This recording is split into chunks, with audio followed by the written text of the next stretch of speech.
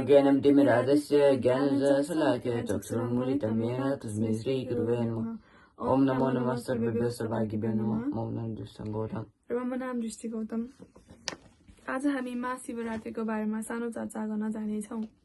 महाशिवरात्रि भगवान शिव प्रति समर्पित पवित्र पर्व हो, जसले धर्म, योग र आत्मज्ञानको मार्ग देखाउँछ। यो रात अज्ञानमाथि ज्ञानको र अन्धकारमाथि प्रकाशको विजयको प्रतीक हो।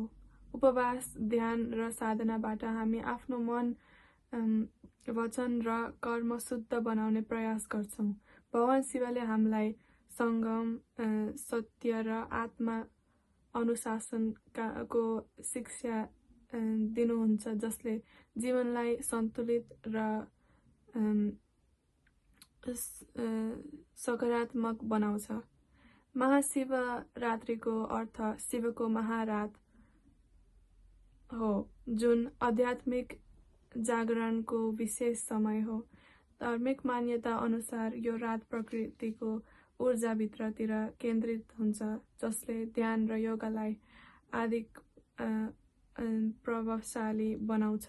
यो पवित्र दिन हामीलाई संयम, मौन र आत्मचेतनाको मार्गमा अगाडि बढ्न प्रेरित गर्छ। महाशिवरात्रि हामीलाई भगवान शिव केवल पूजनीय देवताको रूपमा बुझ्न सिकाउँछ। शिव योगीश्वर हुनुहुन्छ, जसले ध्यान, तपस्या र संयमद्वारा मन, शरीर र आत्मा सिद्धि सन्तुलन स्थापित गर्नुभएको छ। यस पवित्र रातमा जप, ध्यान र आत्मा चिन्तन मार्फत हामी आफ्नो अहंकार, क्रोध र लोभ त्यागी धर्म र योगको मार्ग अपनाउने प्रेरणा प्राप्त गर्छौं।